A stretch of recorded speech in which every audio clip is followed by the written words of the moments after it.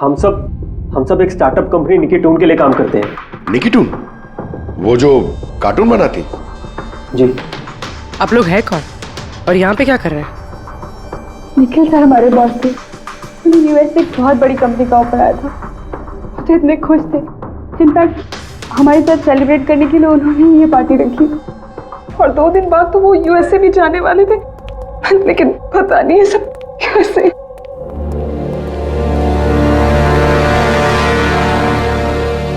Please आप अपने आप को संभालिए।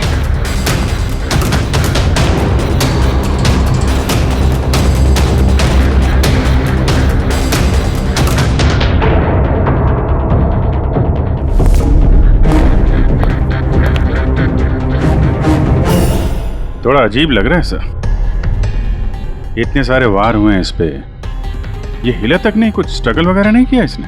हाँ यार ये तो अजीब है, लेकिन इससे भी अजीब एक और बात है। तुम्हें यहाँ पर कुछ महक नहीं आ रही? कुछ अजीब तरह की स्मेल? अजीब सी स्मेल है थोड़ी सी। हाँ, ये एक खास तरीके का केमिकल है। और देखो ये जो इसकी नाक की हड्डी है ना, ये बुरी तरह से टूट गई है। और ये इसकी खाने की नली भी बुरी तरह से डैमेज है।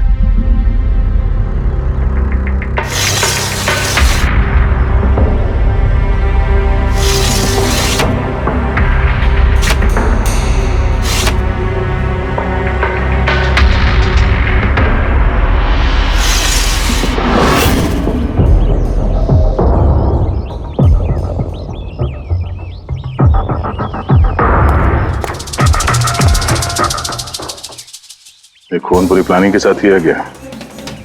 ये देखो, ये वैक्स इस शटर के लॉक पर लगा दिया गया था ताकि लॉक ठीक से बंद ना हो और खूनी आसानी से अंदर आ सके। तो मतलब कातिल यहां से आए?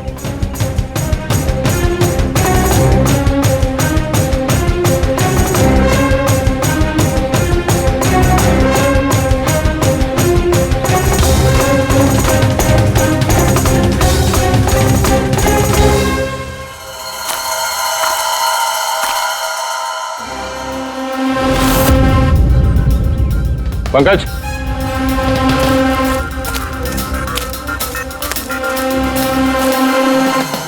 जूतों के निशान। सर, देखने से तो कम 11 नंबर का लगता है। एक काम करो, प्लास्टर पेरिस लेके आओ और जूतों के निशान का ये कास्ट बनाओ।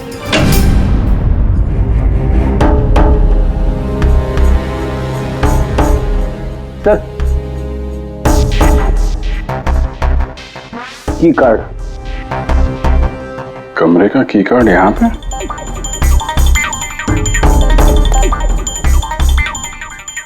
कार्ड तो पहले से है।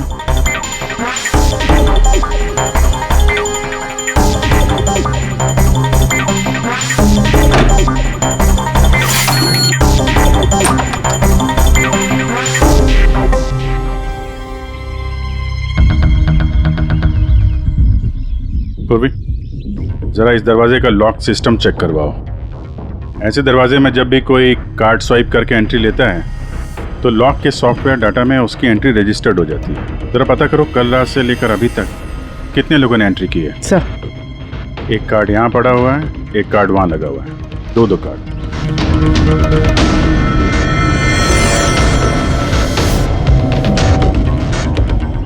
इतनी बड़ी लापरवाही! आप की कार्ड कैसे खो सकते हैं? आपको पता है कि आपकी इस लापरवाही की वजह से हमारे होटल का कितना नाम खराब हो रहा है? मैडम, मैं मास्टर की हमेशा संभाल कर ही रखता हूँ और कल मैंने जब सारे कमरे साफ किए तब भी मेरे पास ही थी, लेकिन जब मैं कीर्ति मैडम का रूम क्लीन करने गया उसके बाद से मिल ही नहीं रहा। पता नहीं कहाँ गिर गई। कहीं ये तो नहीं है वो मास्टर कार्ड? नहीं सर, ये वो मास्टर कार्ड नहीं है। कमाल है, आपने एक झलक में पहचान लिया ये वो कार्ड नहीं है। सर, जो हमारे मास्टर कार्ड्स होते हैं उन पे लिखा होता है मास्टर कार्ड्स और वो वाइट कलर के होते हैं। और सर, ये तो एक नॉर्मल की कार्ड है, ये हम सिर्फ अपनी गेस्ट को अलॉट कराते हैं। आई सी। अच्छा, ये अपना निखिल के कमरे में कोई और भी रह रहा था क्या? नहीं सर, वो अकेले ही रह रहे थे। तो फिर उनके कमरे में 2 की कार्ड कैसे? 2 की कार्ड्स?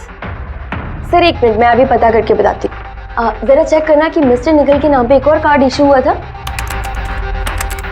हाँ ma'am, duplicate card. Oh yes sir, याद आया मुझे, कल ही मिस्टर निखिल ने हमसे एक डुप्लीकेट की कार्ड बनवाया था, क्योंकि उन्होंने हमसे बोला था कि उनका जो ओरिजिनल की कार्ड है वो उनसे कहीं खो गया था।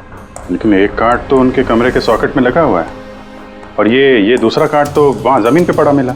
आई डोंट नो सर, उन्होंने तो हमें यही बोला था कि उनका की कार्ड खो गया है। कोई बात नहीं, थैंक यू। ये एक कार्ड होते हुए भी निखिल ने डुप्लीकेट कार्ड क्यों बनवाया होगा? अभिजीत, कई बार लोग डुप्लीकेट कार्ड इसलिए मांगते हैं कि वो चाहते हैं कि कोई और भी उस कमरे में आ जा सके। कहीं ऐसा तो नहीं कि इस निखिल का किसी और के साथ चक्कर चल रहा हो, उसके ऑफिस में या कहीं और। हो सकता है उसने ये चाबी अपने गर्लफ्रेंड को दी होगी और उसकी गर्लफ्रेंड ने उसे मार दिया। सर, डोर का लॉकिंग सिस्टम स्कैन कर लिया है। रात में की कार्ड 2 बार स्वाइप हुआ है, एक बार 2:15 बजे और एक बार 2:30 बजे। लगभग इसी टाइम में निखिल का खून भी हुआ था। और ये खूनी कमरे में 2 बार क्यों गया? 2 नहीं, 3 बार। एक बार डुप्लीकेट कार्ड से, एक बार मास्टर कार्ड से, एक बार उस खिड़की से जो खुली हुई थी। सर, मैंने सबसे पूछताछ कर ली, उन लोगों का यही कहना है कि वो लोग रात को रूम में सो रहे थे।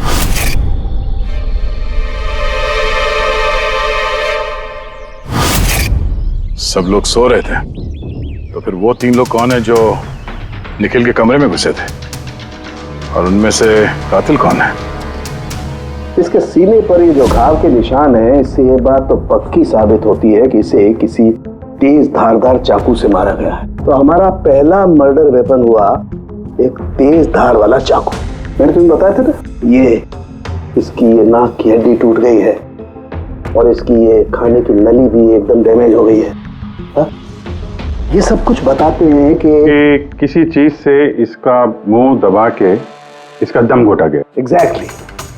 और ये किया है किसी ने इस तकिए से, क्योंकि इस तकिए के रेशे मुझे इसके नाक पर और यहाँ इसके गले पर और चेहरे पर मिले हैं। तो हमारा मर्डर वेपन नंबर 2 हुआ ये तकिया। अभिजीत, याद है कमरे में जब दाखिल हुए थे तो मैंने तुमसे कहा था कुछ अजीब सी महक आ रही है? हाँ, आपने बोला था वो कुछ केमिकल की बू जैसे। एग्जैक्टली अभिजीत, और वो केमिकल है डायबिटीज की दवाई, जो डायबिटीज के पेशेंट अक्सर इंजेक्शन के जरिए लेते हैं। ये देखो यहाँ। मुझे नहीं लगता है इसको डायबिटीज थी। ये जो इंजेक्शन है ये किसी नौसिखिए ने दिए हैं। उसने डायबिटीज की दवाई इसे सिर्फ मारने के लिए दी है। सर, कहीं वो केमिकल तो नहीं जो डायबिटीज के मरीजों के लिए तो दवा है, लेकिन अगर नॉर्मल इंसान को इसका ओवरडोज दिया जाए तो उनकी जान भी जा सकती है। एग्जैक्टली। इन तीनों तरीकों में से किसी एक तरीके से इसे मारा जा सकता था, तो फिर खूनी ने तीनों तरीकों का इस्तेमाल क्यों किया इसे मारने के? क्योंकि कातिल भी एक नहीं 3 है। क्या? चलो मान लेते हैं कि इस आदमी को 3 अलग अलग तरीके से मारा गया है, तो अब पता कैसे चलेगा कि किस तरीके की वजह से इस आदमी की मौत हुई? यही सबसे बड़ी गुत्थी है बॉस, जिसे सुलझाना भी बाकी है। तो ये पार्टी खुद निकल नहीं दी थी? जी सर, एक्चुअली उसे यूएसए से एक बहुत अच्छी जॉब ऑफर मिली थी, तो बस उसी को सेलिब्रेट करने के लिए उसने हम सब के लिए ये गेट टुगेदर रखा था। पूरा स्टाफ, निखिल का पूरा स्टाफ आया था यहाँ पे? जी, निखिल सर की टीम के सभी लोग यहाँ मौजूद हैं। निखिल ने अपने रूम की डुप्लीकेट की बनवाई थी, जबकि उसके पास ओरिजिनल की भी थी। इसके बारे में कोई कुछ जानता है? जी मैम, इसके बारे में तो हम कुछ नहीं जानते। अच्छा, उसका किसी के साथ कोई अफेयर चल रहा था क्या? अफेयर? निखिल का तो एक ही अफेयर था। किसके साथ? अपने काम के साथ सर। वो इतना मनी माइंडेड और एम्बिशियस था कि हर वक्त सिर्फ काम काम और काम। अच्छा, निखिल की मौत हुई तो आप लोगों को कब पता चला, कैसे पता चला? एक्चुअली सर, कल रात को पार्टी के बाद बहुत हंगामा हो गया था, तो सुबह हमने सोचा कि एक बार जाके निखिल से सब कुछ सॉर्ट आउट कर लेते हैं।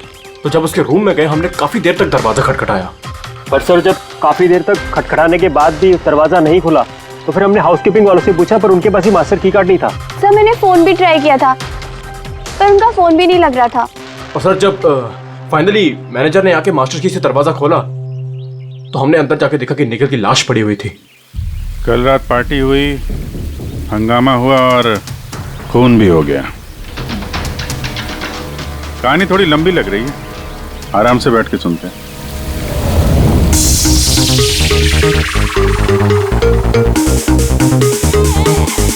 Oh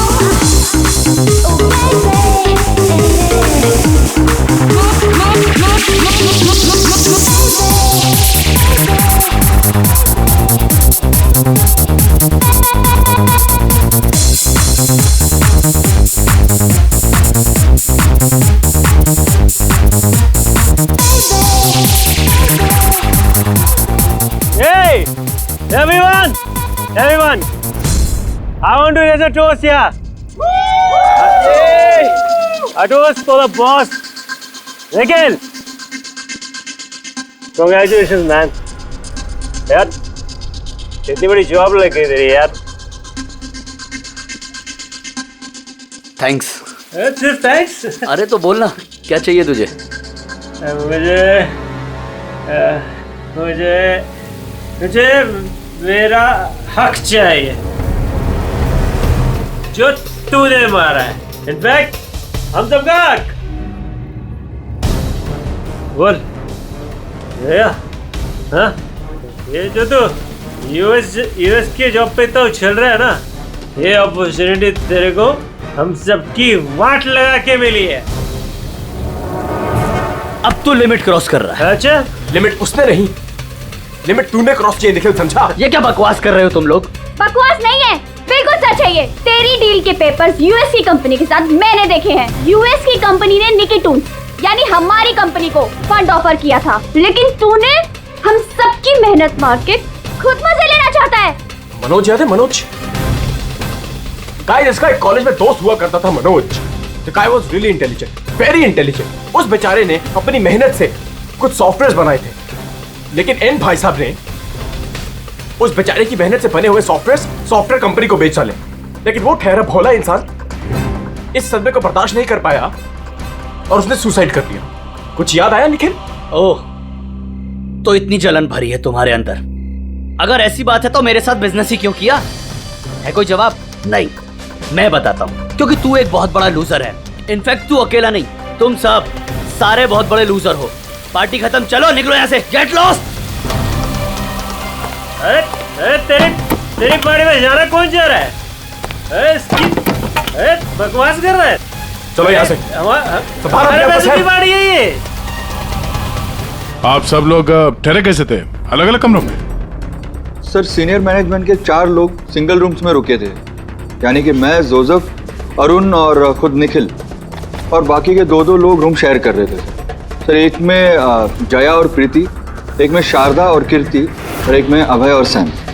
आप लोग अपने कमरे में गए तो फिर बाहर नहीं आए? लेकिन पार्टी तो जल्दी खत्म हो गई थी ना, तो आप सब लोग अच्छे बच्चे की तरह अपने अपने कमरों में जाके सब सो गए? हाँ सर, वो मैं और शारदा पूरी रात बातें करते रहे, क्योंकि पार्टी में जो कुछ हुआ था वो हमारे माइंड से निकल ही नहीं रहा था.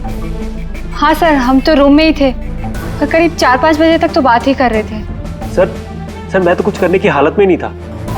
मैं तो बस पार्टी से वापस आया और सीधा बेड पे गिर गया, और फिर सुबह ही मेरी आंख खुली. राइट सर, इसकी हालत तो कुछ ज्यादा ही खराब थी. इनफैक्ट इतनी खराब कि मैं रात भर इसे बार बार उठ के चेक करता रहा. सर, मैं तो तुरंत सो गई थी. और हाँ, प्रीति रात में ऑनलाइन थी. हाँ सर, मैं अपने बॉयफ्रेंड के साथ वीडियो कॉल कर रही थी. वो लंदन में है तो हमारा टाइम जोन अलग है, तो हम हर रोज 3-4 बजे तक बात करते हैं. आप चाहे तो मेरा कॉल लॉग चेक कर सकते हैं. और जोसेफ कहाँ है? जोसेफ वो तो आई थिंक सर रात की पार्टी के बाद से ही गायब है. क्या मतलब गायब? सर, रात को पार्टी में वो हमारे साथ ही था, फिर हम सब हमारे रूम में चले गए, लेकिन पता नहीं सर वो कहाँ चला गया. और जब सुबह ये सब हो रहा था तो मैंने उसे फ़ोन भी किया, लेकिन सर उसका फ़ोन लगा नहीं. फिर मैंने जाकर रिसेप्शन पे इंक्वायरी की तो पता चला कि वो रात को ही कहीं निकल गया. एक आदमी का खून हो गया है और एक आदमी गायब है, और ये बात तुम लोगों ने हमें बताई नहीं अभी तक. आप लोग जा सकते हैं, चलिए.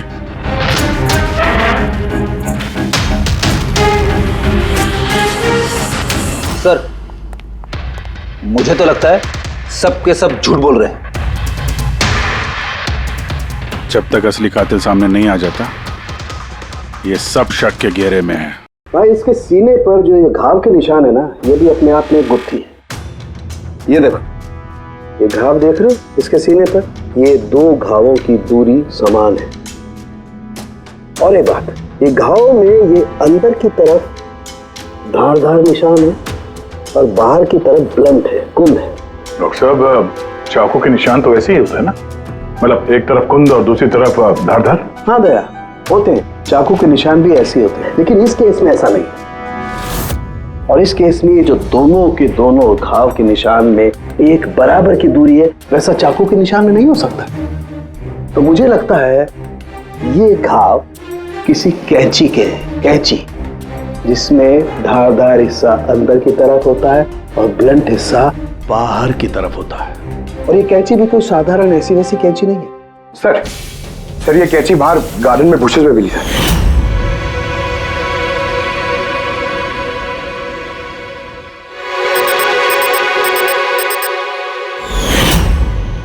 ये देखो। और सर उसके ऊपर ब्लड के ट्रेसेस भी हैं। मैं जो बात कर रहा था वैसी ही कैंची, और इस पर ब्लड के ट्रेसेस भी मिले हैं। हो सकता है खूनी ने इस कैंची से ही वार किया। यस, एक बात और, ये वार करने वाला कोई लेफ्ट हैंडर था।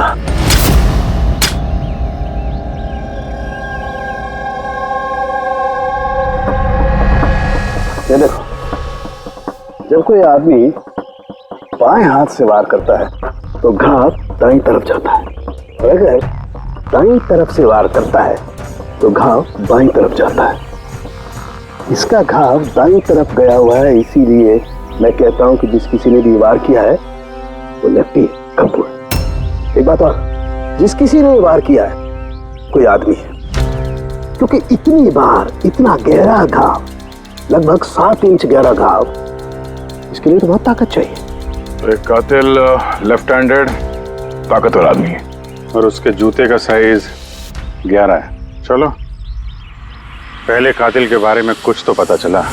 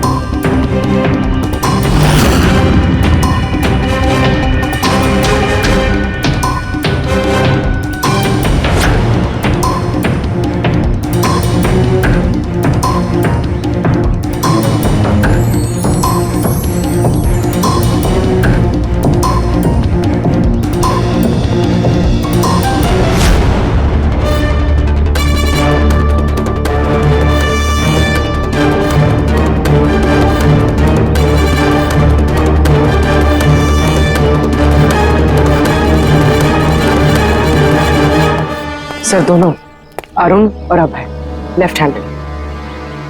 अरुण सिंगल रूम में था और अभय समीर के साथ रूम शेयर कर रहा था। समीर के साथ, जो होश में ही नहीं था। मतलब अभय ने निखिल के रूम में जाके उसका खून किया हो तो समीर को तो पता चलने वाला है नहीं। और सर अरुण, वो भी तो अकेला था।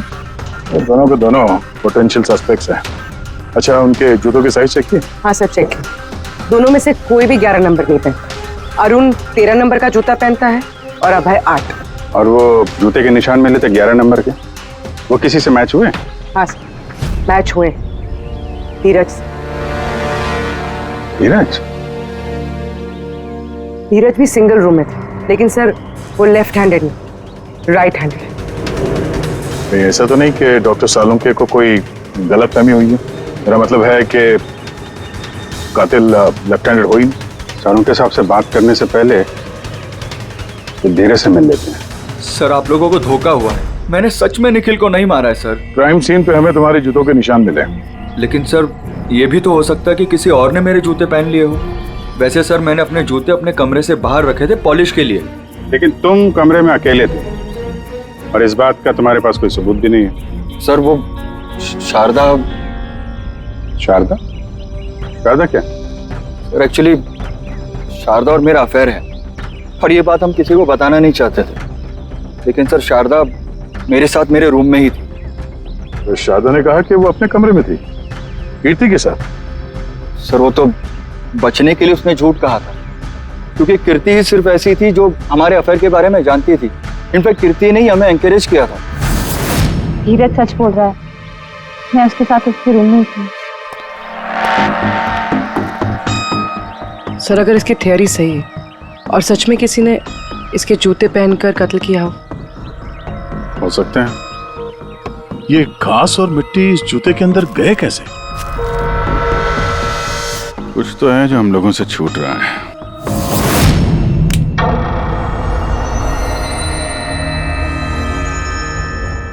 निखिल का खून अभय कर सकता है। अभय? हाँ। कैसे सर? जरा सोचो पूर्वी। अरुण जिसकी जूतों की साइज 13 है, इसलिए अरुण धीरज के जूते नहीं पहन सकता, क्योंकि धीरज के जूते की साइज 11 है। अरुण के पैर धीरज के पैरों से बड़े हैं। मगर अभय जिसके जूतों की साइज 8 है, मतलब जिसके पैर छोटे हैं, वो धीरज के जूते पहन सकता है। अभय धीरज के जूते पहनकर निखिल का खून कर सकता है।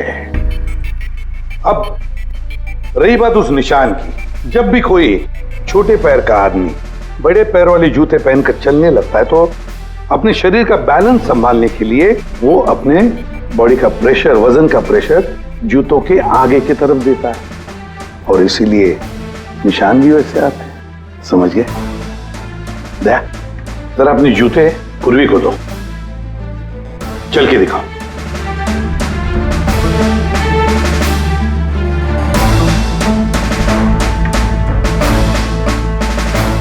अब चलो।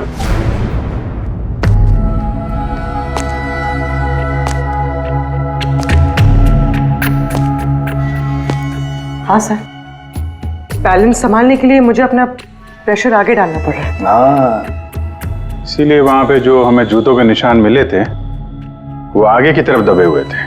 मतलब 3 कातिलों में से एक कातिल है अभय। यानी पहले अभय ने निखिल के कमरे की खिड़की का लॉक अटका दिया, और जब रात को समीर नशे में चूर होकर सो गया, अबे बाहर गया, धीरज के जूते पहने,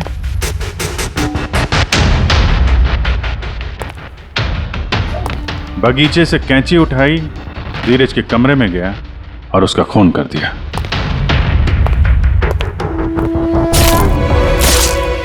अब पता ये लगाना है कि बाकी के 2 कातिल कौन है, और फिर इन तीनों में से सबसे पहले खून किसने किया।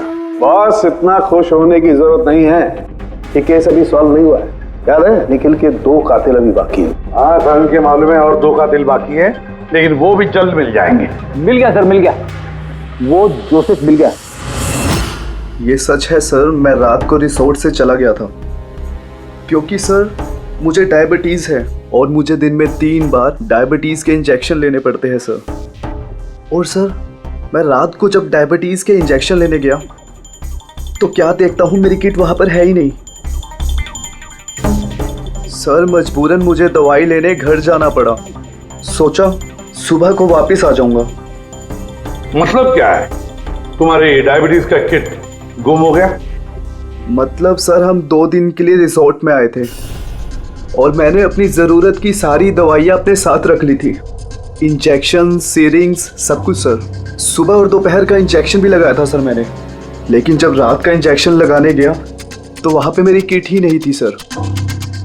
पता नहीं कौन कहाँ कब ले गया सर, मैं नहीं जानता। चलो मान लें कि तुम्हारी बात सही है, पर तुम्हारा मोबाइल फोन क्यों ऑफ था?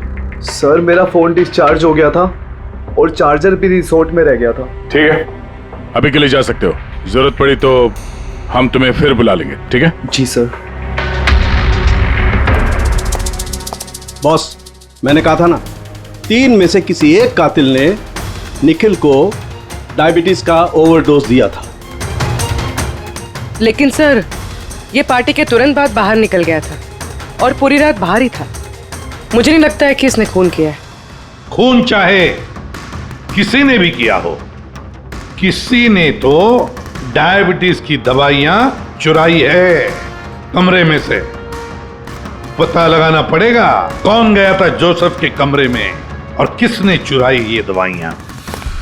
सर कीर्ति, समीर और प्रीति, ये तीनों पार्टी के ठीक पहले जोसेफ के रूम में गए थे, और ये समीर तो गुस्से में था, निखिल के बारे में अनाप शनाप बोल भी रहा था।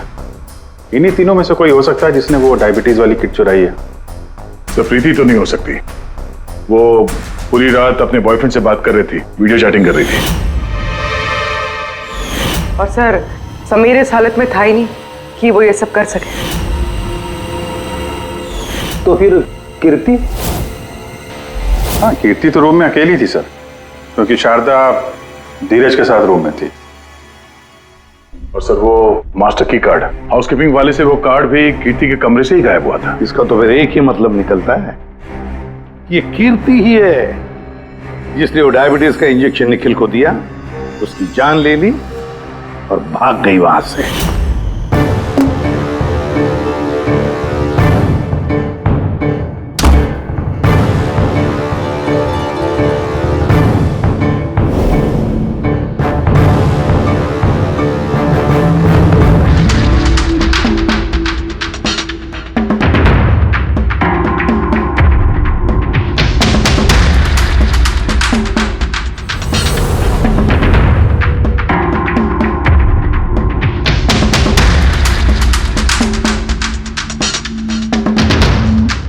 सर 2 लोग तो मिल गए, अब ये तीसरा खूनी वही है ना जिससे निखिल का चक्कर, अब मेरा मतलब है जिसे निखिल ने डुप्लीकेट की कार्ड दिया था।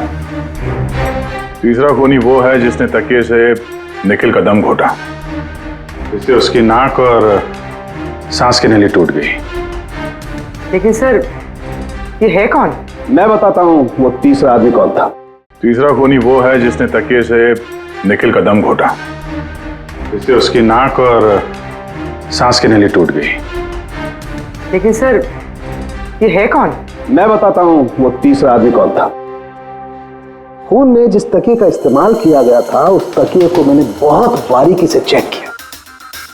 अरे वैसे तो कपड़े पर से फिंगरप्रिंट उठाना बहुत ही मुश्किल काम है, प्रैक्टिकली नामुमकिन है, लेकिन अभी फिलहाल विदेश में एक नई टेक्निक का इस्तेमाल करने लगे जिसकी वजह से पॉसिबल हुआ है। इसमें स्वर्ण भस्म का इस्तेमाल करके स्वर्ण भस्म वगैरह छोड़ दे यार, सिर्फ इतना बता तकिए पर से तूने फिंगरप्रिंट उठाए। मैंने कोशिश की लेकिन नहीं मिली। तो फिर ये सब कहानियां क्यों सुना रहा है? अगर कुछ मिला नहीं है तो ये किसने कहा कि कुछ भी नहीं मिला? तूने तो अभी कहा। नहीं मैंने ये कहा फिंगरप्रिंट्स नहीं मिले। बॉस फिंगरप्रिंट नहीं मिलने के बावजूद मुझे तकिए पर से बहुत कुछ मिला है। एक तो मुझे उस तकिए पर से किसी की चमड़ी के बहुत छोटे छोटे रेशे मिले जिसे मैंने डीएनए टेस्ट के लिए भेज दिया।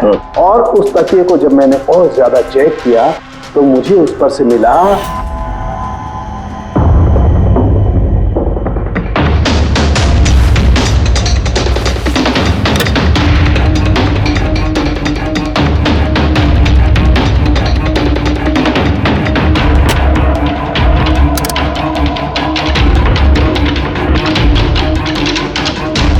बस हाथ के साइज का छोटा होना, बाएं हाथ की उंगली की अंगूठी और तकिए पर नाखूनों के निशान, सब इस बात को बताते हैं कि ये कोई औरत है। देखा सर, मैंने कहा था ना निखिल का कोई चक्कर है औरत के साथ। तो कौन हो सकती है? ये लोग हाथ के निशान से उन लोगों के निशान मैच करके देखेंगे ना। नहीं सारंगी, उससे कुछ नहीं होगा, उससे कुछ नहीं होगा। अब देख, ये धीरज शारदा के साथ अपने कमरे में था। दोस्त वो तो रिसोर्ट में था ही नहीं। कीर्ति ने डायबिटीज की दवाई की इंजेक्शन से निखिल को मार डाला। अब निखिल को कैंची से मारा, कैंची से।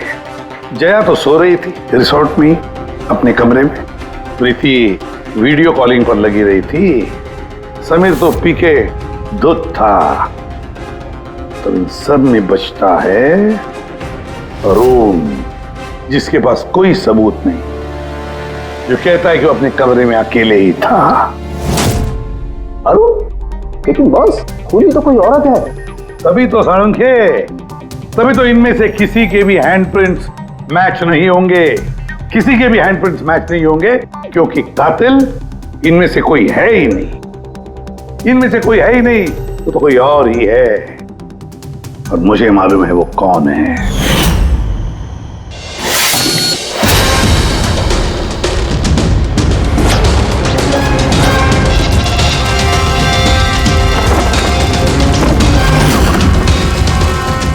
आपका शक सही था सर, ये वही है। निखिल की वजह से उसके जिस दोस्त मनोज ने खुदकुशी की थी, उसकी गर्लफ्रेंड। मनोज की गर्लफ्रेंड, लेकिन निखिल ने उसे की कार्ड क्यों दिया? दिया नहीं, वो की कार्ड उसने खुद बनाया। निखिल के कमरे का की कार्ड कभी खोया ही नहीं था ना। निखिल ने छाया से कहा कि उसके कमरे का डुप्लीकेट की कार्ड बनाकर दें। वो डुप्लीकेट की कार्ड तो छाया ने बनवाया खुद, अपने आप, और फिर निखिल के कमरे में जाकर निखिल को मार डाला। अपने मंगेतर मनोज की मौत का बदला ले लिया उसने, बदला ले लिया। जी सर, आपने हम लोगों को बुलाया? जी हां, आप लोगों को हमने इसलिए बुलाया क्योंकि खूनी का पता चल गया है। आपको पता चल गया सर? कौन है वो? आपको बहुत जल्दी है जानने की कीर्ति जी। सर वो तो मैं ऐसे ही पूछ रही थी। वैसे सर अभय, आपको क्या लगता है कातिल कौन है? सर ये मैं कैसे बता सकता हूँ, ये तो आप जानते होंगे ना। हम तो जानते ही हैं, आप भी अंदाजा लगाइए। मिस छाया, आप कुछ अंदाजा लगा सकती हैं? अब मैं क्या अंदाजा लगा सकती हूँ? देखिए प्लीज आप जल्दी कीजिए, मुझे निकलना है, बहुत जरूरी काम। अरे हाँ, आप तो जल्दी में ही होंगी। जैसे कत्ल की रात थी, निखिल का तकिए से खून करने के बाद जल्दी जल्दी में वहां से निकलते वक्त आप ये डुप्लीकेट कार्ड की वहां बोलें, कुछ याद है आपको? ये क्या बोल रहे हैं आप? मैं उसका खून क्यों करूंगी? मैं तो उसको जानती तक नहीं हूँ। ऑफ कोर्स आप उसको जानती हैं। तुम्हारे बॉयफ्रेंड ने कुछ साल पहले इस निखिल की वजह से खुदकुशी की थी ना, उसी का बदला ले रही हो ना तुम। इसका मतलब मनोज इसका बॉयफ्रेंड था? गाइस, इसका एक कॉलेज में दोस्त हुआ करता था Manoj. The guy was really intelligent, very intelligent। उस बेचारे ने अपनी मेहनत से कुछ सॉफ्टवेयर बनाए थे, लेकिन इन भाई साहब ने उस बेचारे की मेहनत से बने हुए सॉफ्टवेयर कंपनी को बेच डाले। इस सदमे को बर्दाश्त नहीं कर पाया और उसने सुसाइड कर दिया। इसका मतलब निखिल का खून भी इसी ने किया है? 3 लोगों ने मारा है निखिल को, 3 लोगों ने, और वो सब तुम में से ही कोई है। ये क्या कह रहे हैं सर आप? वही जो आपने सुना। पूछिए मिस्टर अभय और मिस कृति से। क्यों अभय, वैसे हमें सबूत तो मिल गए, लेकिन तुम लोग अपना गुनाह खुद कबूल करोगे या पूरी कहानी हम ही लोगों से सुनोगे? बताता हूं सर। इस निखिल ने हमें बहुत बड़ा धोखा दिया था सर, इतना बड़ा धोखा कि मैं उसे अपने दिमाग से निकाल नहीं पाया।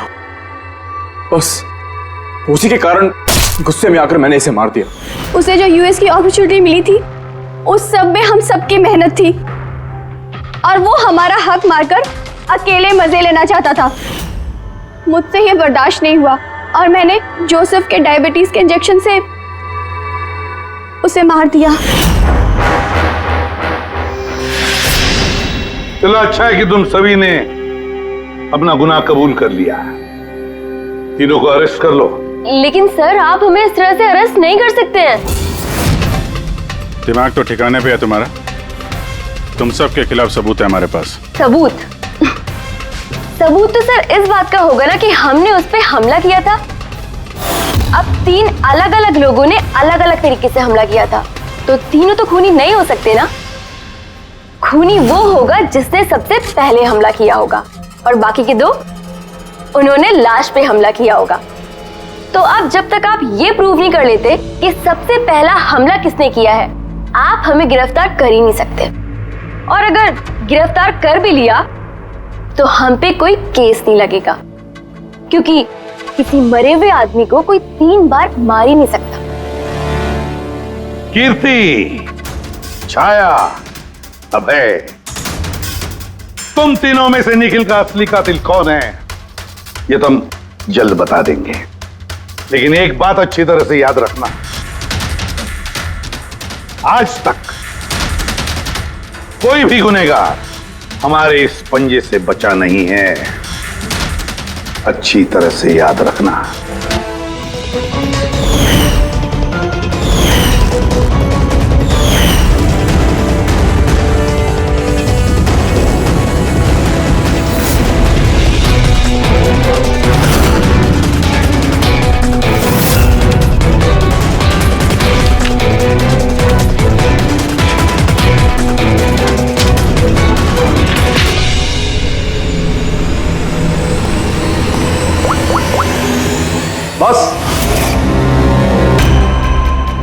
निखिल पर 3 अलग अलग लोगों ने 3 अलग अलग तरीके से हमला किया।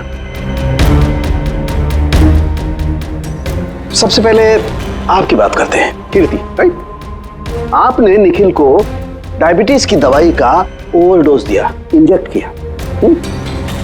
आमतौर पर जब हम किसी को दवाई देते हैं या जहर भी देते हैं तो वो इस इंसान के पूरे शरीर में घुल मिल जाता है खून के जरिए। दवाई या जहर पहले हार्ट तक पहुंचता है और फिर हार्ट उसे पंप करके पूरे शरीर में पहुंचा देता है। लेकिन ये दवाई जो आपने निखिल को दी, ये उसके पूरे शरीर में नहीं गई, बल्कि थोड़ी सी दवाई तो बाहर ही रह गई। क्यों? क्योंकि उसका दिल काम ही नहीं कर रहा था, हार्ट पंप ही नहीं कर रहा था, इसलिए उसने दवाई को पंप नहीं किया। मतलब जब आपने निखिल को दवाई दी तब तक निखिल मर चुका था। अब आप, क्या नाम आपका? अभय। अभय। अभय ने एक बड़ी सी कैंची से जबरदस्त वार किया उसके सीने पर, राइट?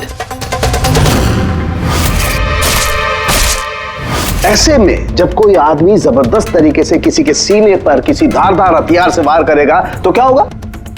खून का फव्वारा निकले। लेकिन निखिल के केस में ऐसा नहीं हुआ। खून के कुछ छींटे निकले और थोड़ा थोड़ा खून रिस के बाहर आ रहा था। क्यों? अगेन उसका हार्ट खून को पंप ही नहीं कर रहा था, और पंप इसलिए नहीं कर रहा था क्योंकि हार्ट काम ही नहीं कर रहा था। मतलब साफ है, आपने जब उसे कैंची से वार किया तब तक निखिल मर चुका था। मतलब ये है कि निखिल को सबसे पहले मारने वालों में न तुम थे अभय,